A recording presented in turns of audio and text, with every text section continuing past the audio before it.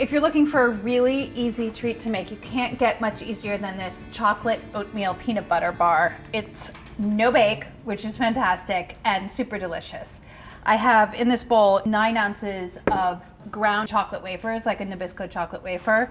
To that, add 1.5 cups of rolled oats, not the quick cooking kind, and 1.25 cups of confectioner's sugar. This is all gonna combine together with some butter and peanut butter to make the first layer of this really decadent cookie or bar. 1/4 teaspoon of kosher salt. You can mix that together just briefly. And then in this pot, I have a stick plus 2 tablespoons of unsalted butter. You wanna get that melted. And in this bowl, I have a cup of crunchy peanut butter and 3/4 cup of smooth peanut butter. When your butter is melted, you can whisk both of the peanut butters into the butter mixture so it melts down.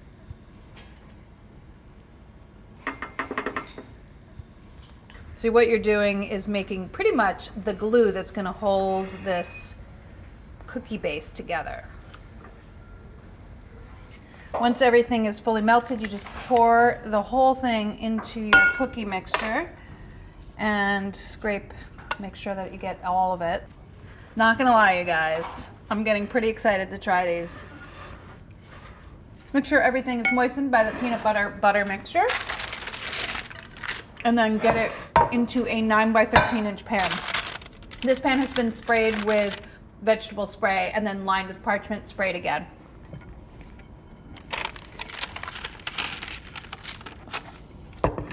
Then you want to press it evenly into the bottom, making a nice firm crust. You can use the bottom of a measuring cup.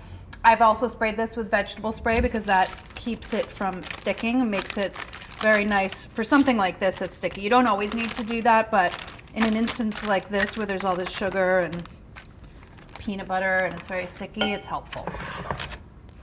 If you're finding that it's still sticking or sticking again, you can always respray the bottom of the cup. Works really nicely though. And then all you need to do really is get this chilled before you move on to the next step, which is coating it in chocolate.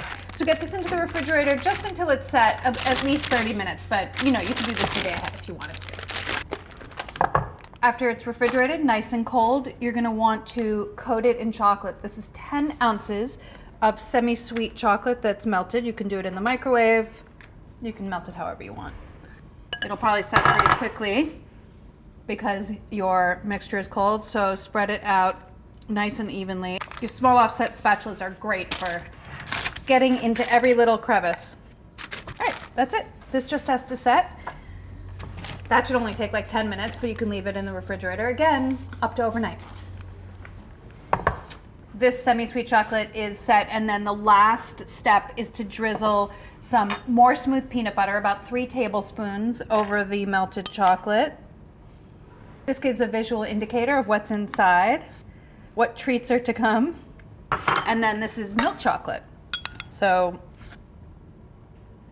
a little bit of a contrasting color, a little bit sweeter than the bittersweet. And then this just needs to set in the fridge for a few more minutes, and then you can cut it up into delicious and indulgent bites. They really just require some time, not very much effort at all. It's helpful if you have some warm water to cut nice clean cuts. You can dip your knife in the water and then wipe it dry, and then cut them into whatever size you like. I'm gonna cut into relatively small squares because I find them quite rich and delicious, and I like to savor them in small pieces. There you go, look at that. You have the oat chocolate cookie layer, the chocolate layer, and then a little drizzle of extra peanut butter on top, just for good measure. I think you guys are really gonna love this one. Super easy, delicious treat.